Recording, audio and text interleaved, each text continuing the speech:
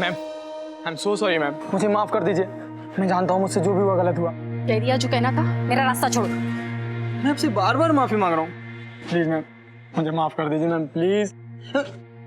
और मैंने ऐसा भी क्या कर दिया जो आप मुझे माफ नहीं कर सकती? ऐसा क्या कर दिया? तुम जैसे लोग कभी नहीं सुधरेंगे। अब तो मैं तुझे सजा दिलवा के ही दम लूंगी। क्या कर दिया मतलब? आपसे दिलवाएंगी मुझे? मैं आपसे अभी भी कह रहा हूँ, अपना केस वापस ले लीजिए, वरना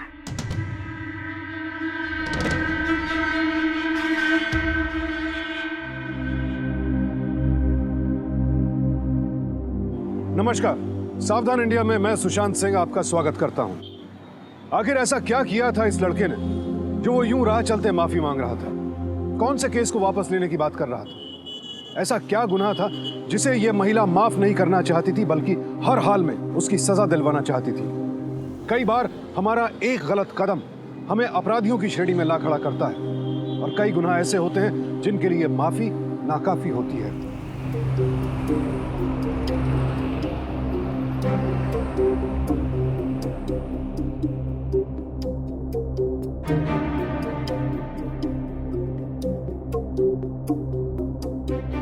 गुड मॉर्निंग दीदी।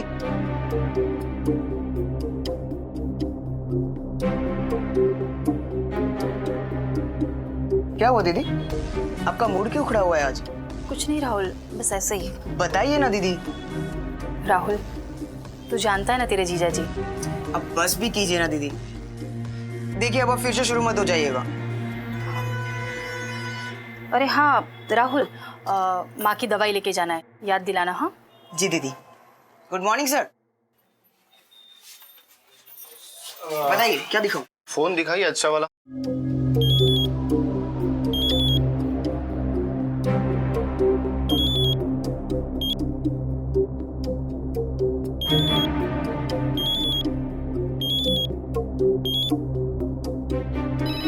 Excuse me sir. हेलो, हाँ जीजा जी बोलिए। हाँ यही है, 1 मिनट होल्ड कीजिएगा। दीदी जीजा जी का फोन है आपके लिए। राहुल, कह दे उनसे मुझे बात नहीं करनी, और हाँ बेकार की बातों के लिए मुझे फोन ना किया करें। जी वो हेलो हेलो काट दिया। जी बताइए सर। चलिए बताता हूँ सोच के आपको भैया। इनमें से कोई पसंद नहीं है सर? मैं बताता हूँ आपको। Thank you. ठीक ओके।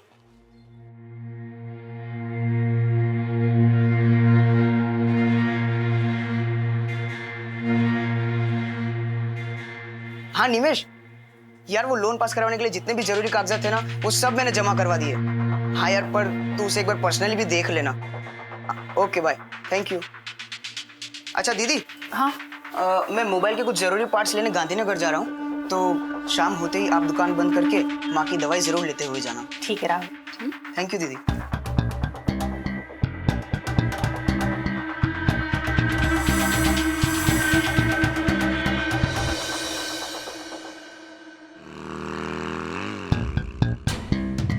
माफ कर दीजिए ना मैम, ऐसा क्या हो गया जो आप माफ नहीं कर सकते? तुझे क्या लगता है हाँ? तेरी इन हरकतों से मैं डर जाऊंगी? तू जानता है ये सब करने से तू अपनी मुसीबत और बढ़ा रहा है। ओह, मुसीबत बढ़ा रहा हूँ?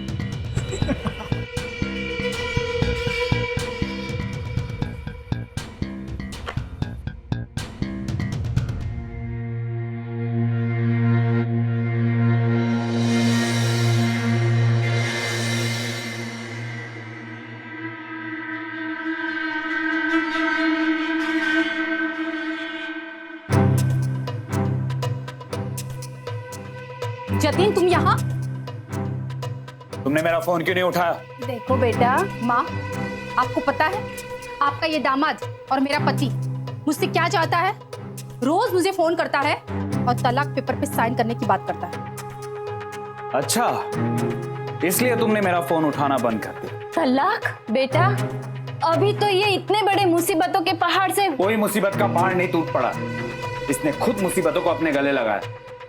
बहुत शौक था इसे जवान लड़कों को पढ़ाने का। शौक? मुझे कोई शौक नहीं था, जरूरत थी इसीलिए पढ़ा रही थी। तुम्हारा कारोबार ठीक नहीं चल रहा था, तुम्हारे अकेले की कमाई से घर नहीं चलता था, ये तुम भी अच्छी तरह से जानते हो। मेरा नौकरी करना तुम्हें गवारा नहीं। पढ़ी लिखी हूँ, सोचा कि 4 पैसे आ जाएंगे, तुम्हारा हाथ बटा दूंगी। मैंने नहीं कहा था कि मेरा हाथ बटाओ। बेटा गृहस्थी तो मिलजुल के चलाई जाती है, आप समझदार हो। समझदार हूं, इसके लिए तलाक मांग।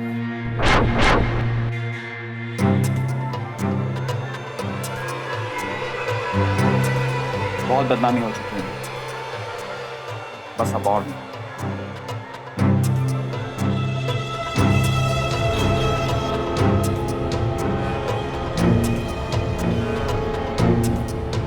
तलाक के पेपर? मैं तलाक पेपर पे हरगिज साइन नहीं करूंगी, और इस मीना पर तो हरगिज नहीं।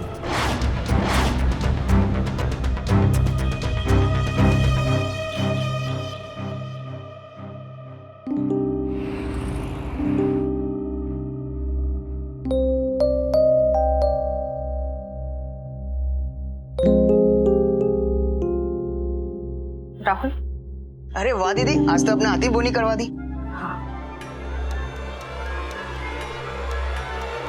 राहुल मुझे थोड़े पैसों की जरूरत थी, नौकरी मिलते ही मैं तेरे सारे पैसे चुका दूंगी।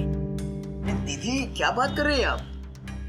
यहाँ जो कुछ भी है सब आप ही का तो है, और फिर ये लेन देन की बातें क्यों करते हैं आप? आप मुझे सिर्फ इतना बताइए कि आपको कितने पैसे की जरूरत है। यही कोई 1000 रुपए। 1000 रुपए ना, बस 1 मिनट।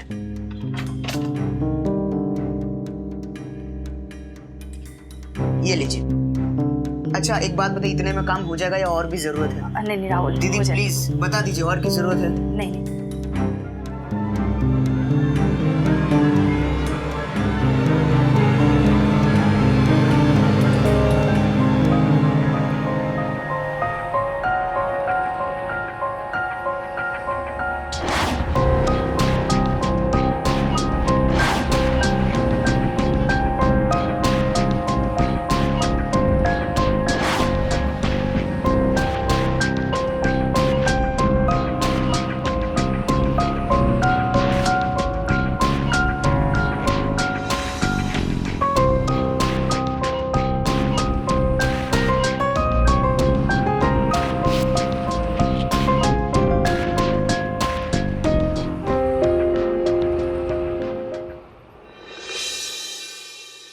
एजुकेशन? जी ग्रेजुएट सर। कंप्यूटर पे काम कर लेती हो? आई मीन टैली वगैरह? जी नहीं सर। कोई बात नहीं, सिखा देंगे। इससे पहले काम किया है कहीं? सर इसके पहले कभी जरूरत नहीं पड़ी। अजी जरूरतों का क्या है, हम आपकी जरूरत में काम आएंगे, आप हमारी जरूरतों को समझिएगा। ऐसे ही चलती है दुनिया, है कि नहीं? वैसे तनख्वाह क्या एक्सपेक्ट कर दिया आप? जी सर, काम क्या होगा? ज्वाइन कर लीजिए, वो भी बता देंगे। 15,000 ठीक रहेगा? अगर आपका परफॉर्मेंस अच्छा रहा तो और भी बढ़ा दूंगा, समझिए ना आप? जी सर, सोचकर आपको फोन करूंगी।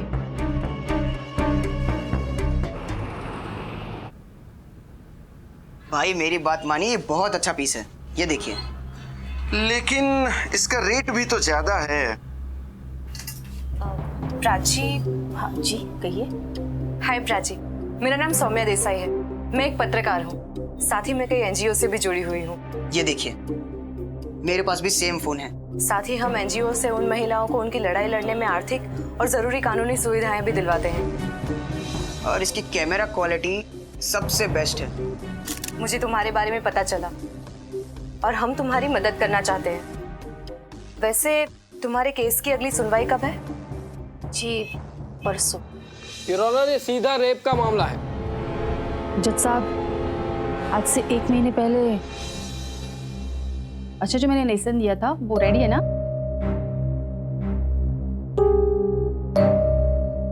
Hello ma'am. बॉबी, आज फिर से लेट? So sorry ma'am. ठीक है, कल से टाइम पे आना। हाँ, बैठ जाओ। Yes ma'am.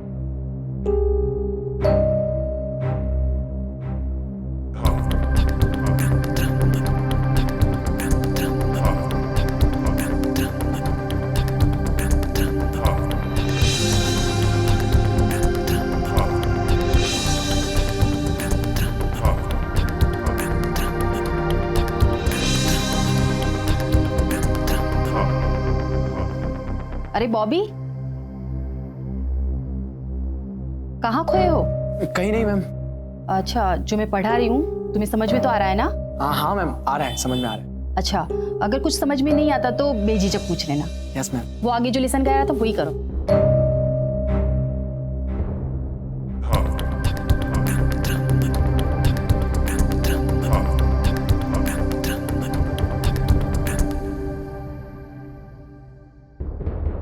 अरे आ गए आप?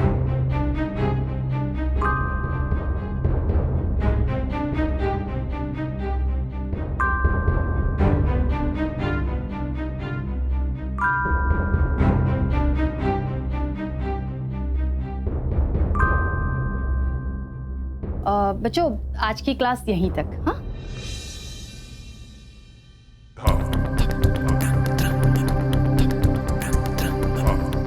Okay ma'am, bye. हाँ, गुड बाय।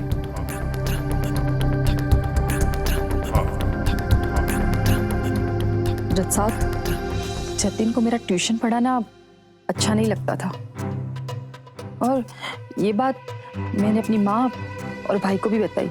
उन्होंने मुझे कहा कि अगर जतिन को तुम्हारा ट्यूशन पढ़ाना अच्छा नहीं लगता तो तुम ट्यूशन बंद कर दो। और अगले ही दिन मैंने ट्यूशन के बच्चों को मना कर दिया। और एक दिन ये सीधा शारीरिक शोषण का मामला है। सरकारी वकील तथ्यों को तोड़ मरोड़ कर पेश कर रहे हैं। जज साहब, ये सारी मनगढ़ंत बातें हैं। मेरा मुवक्किल प्राची जी के वहां ट्यूशन पढ़ने के लिए जाता था। वो पढ़ाती थी पर साथ में थोड़ी बहुत हंसी मजाक भी कर लेती थी। मेरा मुवक्किल उनके घर के छोटे मोटे काम भी कर दिया करता था। क्या है ना कि एक्चुअली इनके अपने पति के साथ संबंध कुछ ठीक नहीं है। खैर, 15 जून को प्राची ने दोपहर में खुद फोन करके बॉबी को घर पे बुलाया। बॉबी जब वहां पहुंचा तो थोड़ी देर तो वो हंसी मजाक करती रही। बाद में वो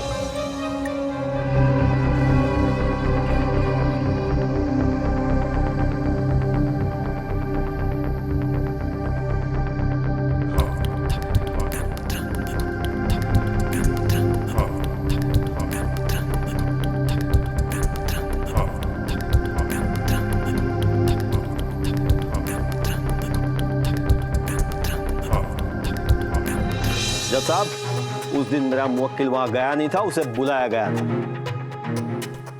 प्राची का संबंध उसके पति के साथ अच्छा नहीं था, इसलिए मैं प्राची के पति जतिन के साथ कुछ सवालात करना चाहूंगा, आपकी इजाजत हो तो। इजाजत है। Thank you. हाँ तो जतिन साहब, क्या यह सच है कि आपके अपनी पत्नी के साथ संबंध कुछ ठीक नहीं है? मुझे प्राची का ट्यूशन पढ़ाना बिल्कुल भी पसंद नहीं था, और खास तौर पे उन उम्र के लड़कों को जिनको वो पढ़ाती थी। मैंने उसे मना भी किया था, लेकिन उसने मेरी बात नहीं मानी। मेरे और उसके झगड़े का कारण भी यही है। जो कुछ भी हुआ उसका जिम्मेदार मैं सिर्फ इसे ही मानता हूँ।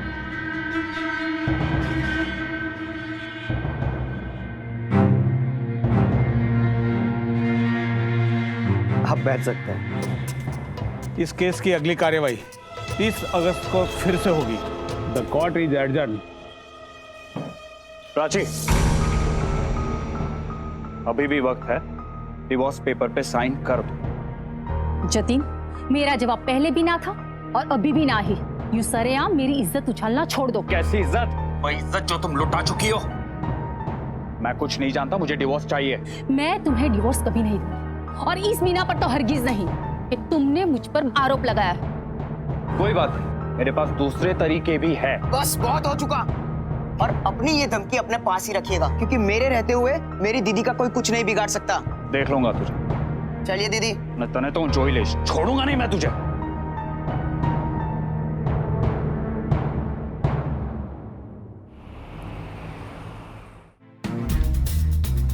प्राची जी, प्राची जी, प्राची जी, मैं आई.एम. पटेल, बॉबी का पिताजी,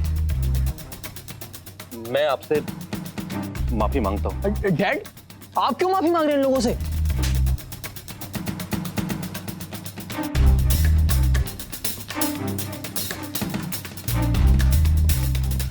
प्राची जी, मैं जानता हूं कि आप पर इस वक्त क्या बीत रही होगी। एक बार मैं आपसे फिर से माफी मांगता हूं।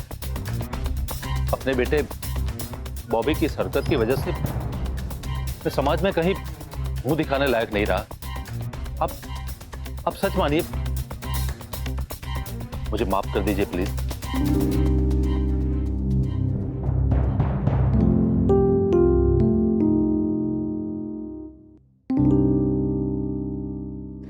दुर्घटना या फिर कोई अप्रिय घटना कहीं भी, किसी के साथ भी, कभी भी घट सकती है, हमारी लाख सावधानी के बावजूद। प्राची के केस में भी ऐसा ही हुआ। आखिर क्या कसूर था उसका? एक महिला जो कि पढ़ी लिखी है, चूंकि उसके पति का कारोबार ठीक नहीं चल रहा था, उसकी मदद करने के लिए वो घर में ट्यूशन लेती है। प्राची की लाख सतर्कता के बावजूद उसके साथ ऐसी घटना घटी जिसकी उसने शायद कभी कल्पना भी नहीं की होगी। ऐसे वक्त में जबकि प्राची को अपने पति की जरूरत थी, उसके पति का साथ न देना भी एक गुनाह बन जाता है। अपराध होता है। जरूरी है उसके खिलाफ लड़ना। सिर्फ इज्जत या समाज में बदनामी के डर से ऐसे घिनौने अपराध को दबाना अपराधी के मंसूबों को और भी खतरनाक बनाता है।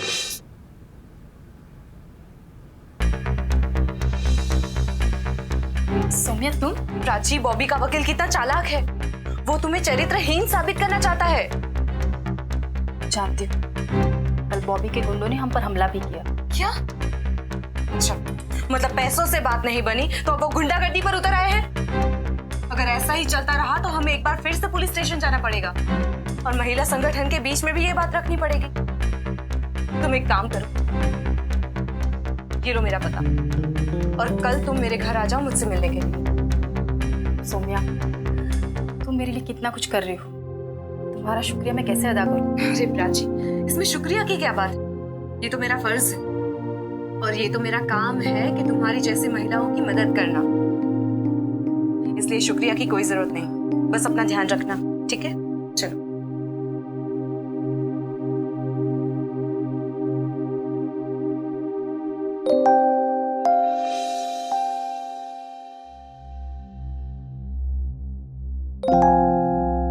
दीदी, हाँ? दीदी, मैं चलूं आपके साथ सौम्या दीदी के घर?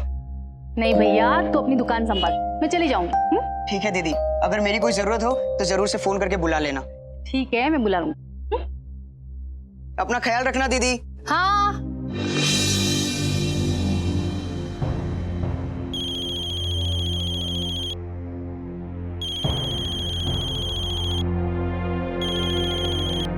हेलो हेलो सौम्या दीदी, कब से आपका कॉल ट्राई कर रहा हूँ, लग ही नहीं रहा। दीदी का भी फोन नॉट रीचेबल आ रहा है। वो क्या है ना कि दीदी अब तक घर नहीं लौटी और उन्होंने कहा था कि आपसे मिलते हुए जाएगी। अरे क्या बात कर रहे हो? उसने तुम्हें बताया नहीं? एक्चुअली मेरी उसके साथ फोन पर बात हो गई थी। मैं कहीं बाहर जाने वाली थी तो मैंने उसे फोन कर दिया था कि आज मिलना नहीं हो पाएगा तो आज घर ना आए। दीदी से मेरी ऐसी कोई बात नहीं हुई। खैर, मैं देखता हूँ। बोलो। सर, मेरी दीदी आज सुबह से घर से निकली है पर अब तक घर नहीं लौटी। उनका फोन रह गया पर वो भी नहीं लग रहा। क्या काम करती है तुम्हारी बहन? सर फिलहाल तो वो मेरी ही मोबाइल शॉप पर मेरा हाथ बटा दिया करती है। पति से अलग होने के बाद वो यहाँ पर काम ढूंढ रही है। पति से अलग होने पर मतलब? सर कुछ अरसों से उन दोनों में काफी तनाव चल रहा था। सर मेरे जीजाजी मेरी दीदी से डिवोर्स चाहते थे, पर मेरी दीदी ने डिवोर्स पेपर पर साइन करने से सख्त इनकार कर दिया। इस मामले को लेकर मेरे जीजाजी ने परसों उन्हें काफी धमकी भी दी थी।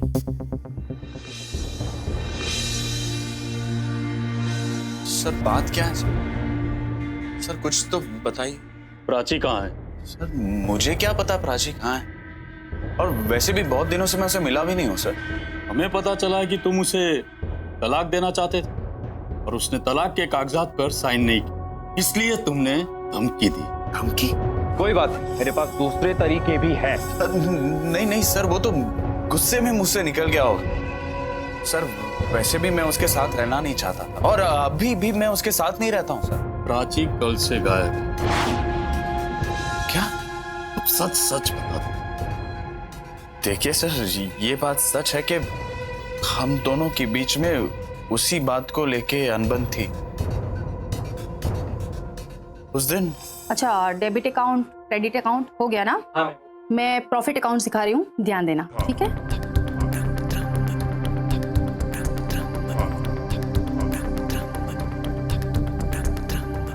अच्छा बच्चों, आज का क्लास हम यहीं पर खत्म करते हैं, और कल से नया चैप्टर शेयर कैपिटल अकाउंट, ठीक है? ओके।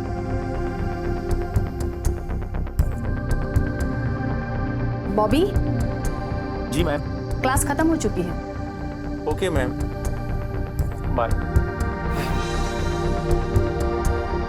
बॉबी, मैं देख रही हूँ आजकल तुम्हारा ध्यान पढ़ाई में बिल्कुल नहीं है, तुम्हारा ध्यान कहीं और ही रहता है।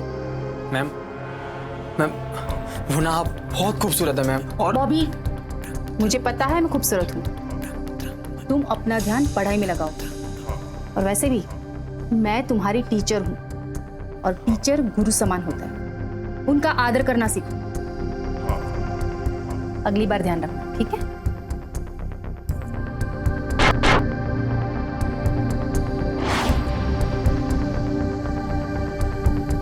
राजे!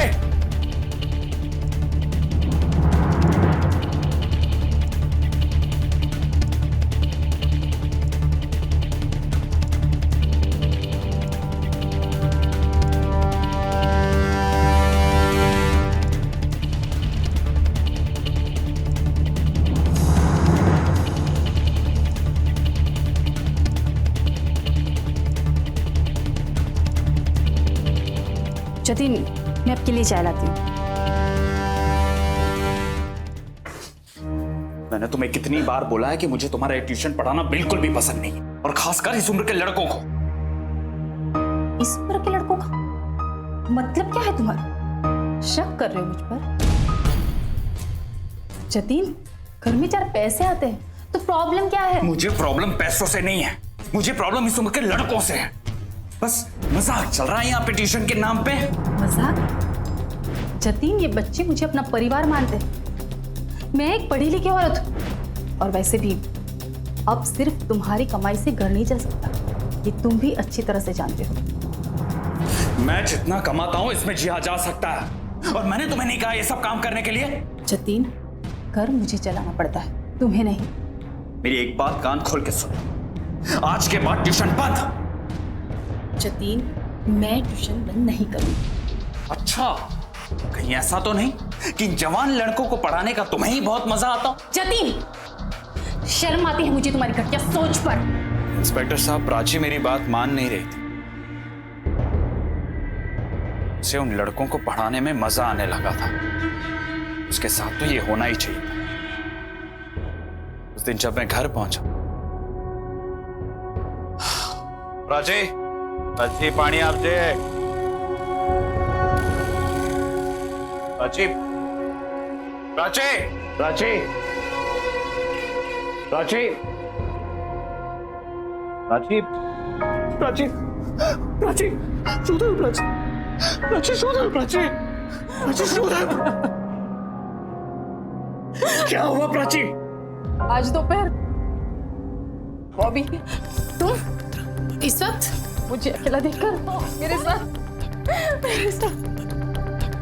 मेरे मेरे साथ क्या क्या मेरे साथ उसने मेरे साथ जबरदस्ती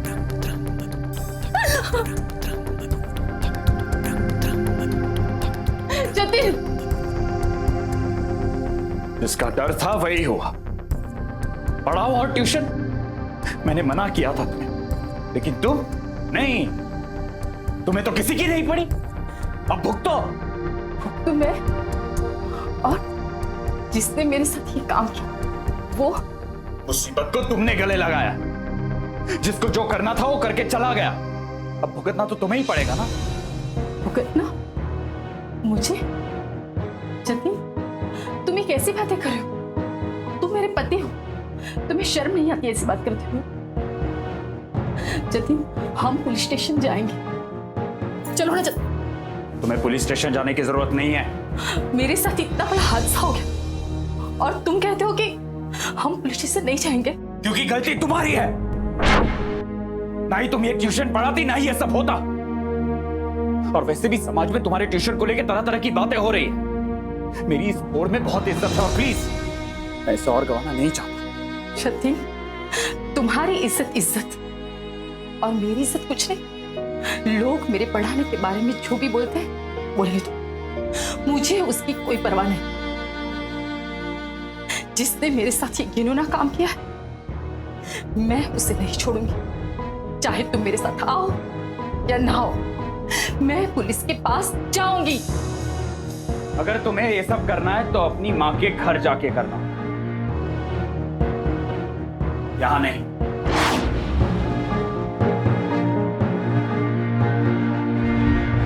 मैं प्राची को तलाक देना चाहता था, लेकिन वो मुझे डिवोर्स देना नहीं चाहती थी, इसलिए तुमने उसे गायब कर दिया। सर, मैं सच कह रहा हूँ सर, प्लीज मेरी बात मानिए। मैंने उसे गायब नहीं किया है सर, और वैसे भी पिछले 2 दिन से मैं इस शहर में था भी नहीं।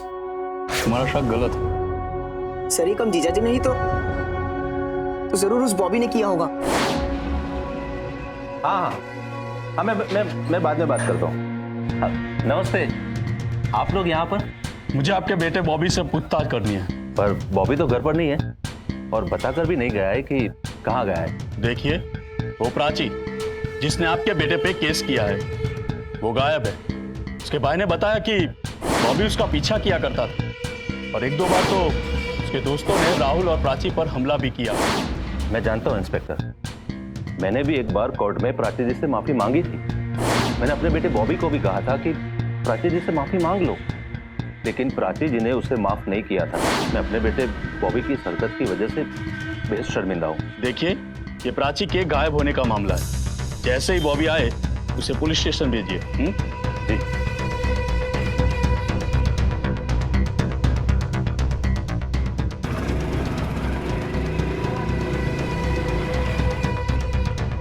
ये बॉबी, प्राची कहाँ है?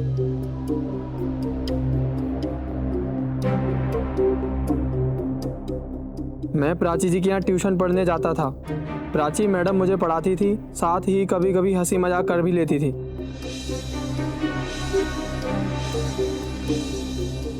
तो उन्होंने खुद को बचाने के लिए मुझ पर जबरदस्ती आरोप लगा दिया। बस, ये तोते की तरह पढ़ना बंद करो तुम। देखिए, ये मेरे मुवक्किल का ऑफिशियल स्टेटमेंट, इससे आगे इन्हें कुछ नहीं पता। और रहा सवाल आपकी प्राची के गायब होने का, तो इसमें इनका कोई हाथ नहीं है। एक शक के आधार पर आप इन पे ये आरोप नहीं लगा सकते। ये बॉबी जितना सीधा दिखता है उतना सीधा है नहीं। वैसे तुमने बताया था कि तुम्हारी दीदी सौम्या से मिलने निकली थी। सौम्या से बात की? सबसे पहले मैंने सौम्या दीदी से ही बात की थी, मगर उनका कहना है कि प्राची दीदी उनसे मिली ही नहीं। सौम्या दीदी को किसी काम से बाहर जाना था, इस वजह से। तुम्हारे पास सौम्या की कोई तस्वीर वगैरह है क्या? और इसकी कैमरा क्वालिटी सबसे बेस्ट है। सर, ये देखिए तस्वीर। प्राची का कहीं कुछ पता न चलने की वजह से राहुल बेहद परेशान था। आखिरकार सौम्या को ढूंढने की जद्दोजहद में वो पुलिस के साथ सौम्या के मकान मालिक तक पहुंचा, लेकिन वहां मकान मालिक ने बताया कि जिस वक्त कमरा किराए पर दिया गया था वो शहर से बाहर था और अग्रीमेंट उसके आने के बाद बनना था, लेकिन उसके आने से पहले ही सौम्या जा चुकी थी। लिहाजा उसके पास इस वक्त कोई भी ऐसे कागजात नहीं थे जिनसे सौम्या के बारे में कोई भी जानकारी मिल सके। छानबीन से पता चला कि दरअसल सौम्या पत्रकार थी ही नहीं। पूरे पत्रकार जगत में उसे कोई नहीं जानता था, न प्रिंट मीडिया में न इलेक्ट्रॉनिक मीडिया में। तो आखिर थी कौन ये सौम्या, और अचानक वो कहाँ चली गई? क्या प्राची के गायब होने में सौम्या का ही हाथ था? राहुल को इस वक्त कोई रास्ता नजर नहीं आ रहा था, लिहाजा वो एक बार फिर सौम्या के मकान मालिक के पास पहुंचा। देखिए, मुझे सिर्फ एक बार उस सौम्या का कमरा दिखा दीजिए, शायद कुछ मिल जाए। कमरा पूरी तरह खाली है, पुलिस भी आई थी, मैंने उनको सारी बात बता दी है। सर, आप समझने की कोशिश कीजिए, मेरी दीदी कई दिनों से लापता है। Please sir, please. ठीक है भाई, तुम भी देख लो, तुम भी तसल्ली करो।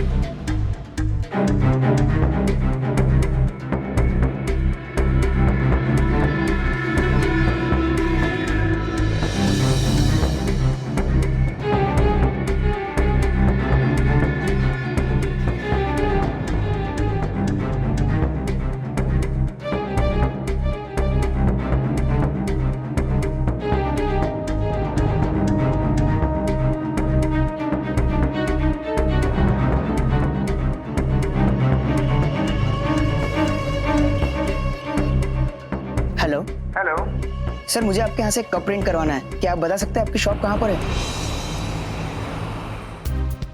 हाँ, मेरे यहाँ ही बना है। मुझे इस कप पर जो तस्वीर बनी है उसके बारे में पता करना है। अब भाई साहब, कब बनवाया, कैसे बनवाया, ये बताना बहुत मुश्किल है। रोज न जाने कितने लोग यहाँ पे आते हैं शॉप में। अब कोई बर्थडे या एनिवर्सरी की गिफ्ट बनवाने आते रहते, अब सबका रिकॉर्ड रखना बहुत मुश्किल है। जरा याद कीजिए ना भाई साहब, मैं बहुत परेशान हूँ। मेरी दीदी के साथ बहुत बुरा हुआ है, वो कई दिनों से लापता है। 2 मिनट।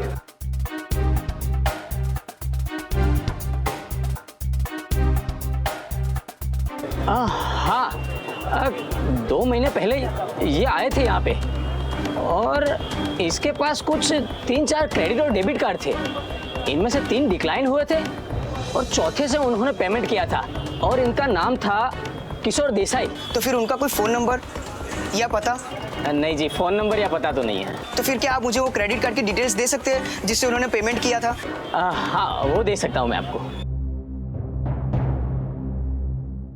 सर, एक कार्ड का नंबर है और एक कार्ड किशोर देसाई के नाम से है। क्या मुझे इनकी डिटेल्स मिल सकती है? ये कार्ड आप इस्तेमाल करते हैं? जी नहीं। माफ कीजिएगा, अपनी प्राइवेसी पॉलिसी के अनुसार किसी भी कस्टमर की डिटेल नहीं दे सकते। सर, आपकी बड़ी मेहरबानी होगी अगर एक बार आप मेरी मदद कर दें। सॉरी, इस मामले में मैं आपकी कोई मदद नहीं कर सकता। अच्छा होगा कि आप पुलिस के पास जाएं।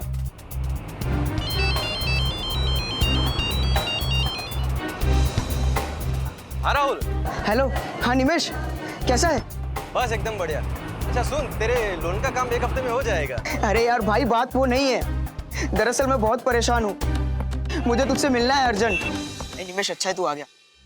यार मुझे किसी भी तरह से किशोर देसाई का पता और उसका फोन नंबर चाहिए। यार प्राची दीदी 7 दिनों से लापता है। तू चिंता मत कर, तू अभी घर जा, मैं पूरी कोशिश करूंगा। पक्का ना मेरे दोस्त? हाँ।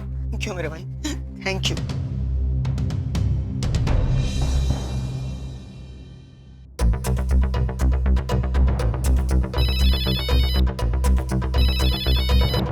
हेलो। हाँ राहुल, उस किशोर देसाई का एड्रेस मिल गया है, लिख। क्या सच में? 1 मिनट भाई, जरा होल्ड करना। हाँ बोल। हाँ अच्छा, ओके, थैंक यू। चल मैं तुझसे बाद में बात करता हूँ। Thank you. हेलो। हाँ इंस्पेक्टर साहब।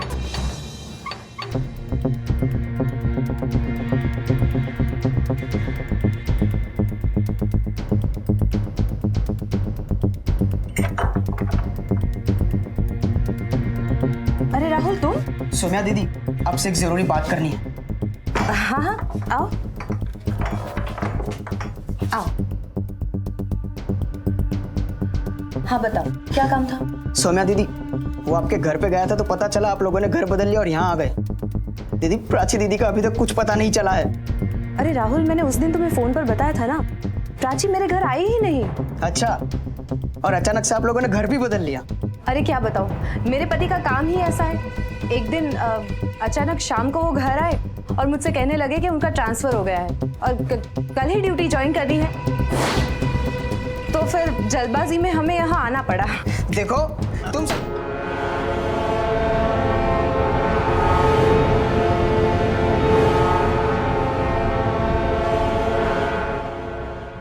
अरे ये क्या कर दिया तुमने? ये करने की क्या जरूरत थी? मैं संभाल लेती। पागलो, ये यहाँ तक आ सकता है तो मामले की तह तक भी जा सकता था। देखा नहीं कैसे पुलिस वालों की तरह सवाल जवाब कर रहा था? अब क्या? कुछ नहीं, इसको भी ठिकाने पे लगा देंगे। चलो चलो। नहीं सर, मैं तो कुछ चलो बोला ना, ये पानी पिला रहा था सर। चल इसको बोलो ना सर, मैंने कुछ नहीं किया सर। लेकिन बोल, मैं नहीं मारा है प्राची को। आ जाओ, बैठो।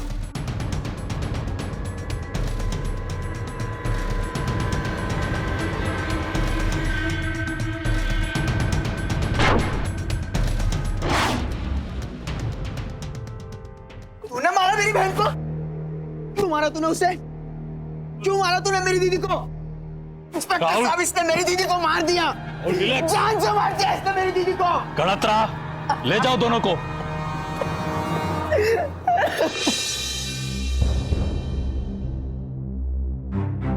पटेल साहब, पटेल साहब जी कहिए। चलिए। कहाँ? प्राची के गायब होने के सिलसिले में हम आपको गिरफ्तार करने आए हैं। देखिए इंस्पेक्टर, मैं एक प्रतिष्ठित समाज सेवक हूं, जिंदगी भर लोगों की सेवा करता आया हूं, और वैसे ही इस केस की वजह से समाज में मेरी बहुत बदनामी हो चुकी है। तो मेरे पर कुछ भी लांछन लगाने से पहले आपको सबूत देना होगा। सबूत तो मैं साथ लेकर ही आया हूं। गणत्रा,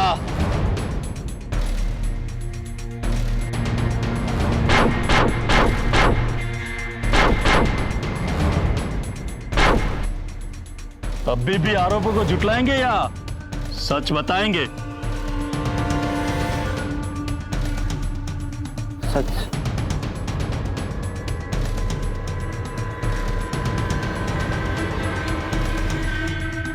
सच सच ये था इंस्पेक्टर, मेरे अंदर का भाव कमजोर हो चुका था। बॉबी की जिंदगी अभी शुरू ही हुई थी और उस प्राची की वजह से उसकी जिंदगी खत्म हो गई। मेरे बेटे बॉबी ने कई बार उस प्राची से माफी भी मांगी, लेकिन उस प्राची ने केस वापस नहीं लिया। मेरे बेटे की एक छोटी सी गलती की वजह से उसकी पूरी जिंदगी खत्म हो चुकी थी। मेरी भी समाज में इज्जत नहीं रही। चलिए। सौम्या, किशोर और आईएम पटेल को प्राची की हत्या और राहुल की हत्या की कोशिश के जुर्म में आईपीसी के सेक्शन 302 और 307 के तहत उम्र कैद की सजा सुनाई गई। अक्सर देखा गया है कि नैतिकता का जामा ओढ़े लोग कई बार एक संगीन अपराध को अंजाम दे बैठते हैं, इस यकीन के साथ कि उनकी छवि की वजह से कोई उन पर शक भी नहीं करेगा, और फिर उसी छवि को बचाने के लिए एक अपराध को छिपाते हुए वो कई अपराध करते चले जाते हैं और उनके कदम पेशेवर अपराध की ओर बढ़ जाते हैं। लेकिन ऐसे लोग ये भूल जाते हैं कि सच की तो फितरत ही है कि वो एक न एक दिन सामने आएगा ही। तो सावधान रहें, सतर्क रहें, झूठी शान नहीं, सच्चे सम्मान के रास्ते पर चलें। इसी प्रार्थना के साथ अब मैं सुशांत सिंह आपसे विदा लेता हूं। फिर मुलाकात होगी ऐसी एक और सत्य घटना के साथ। देखते रहें सावधान इंडिया, फाइट बैक नाउ।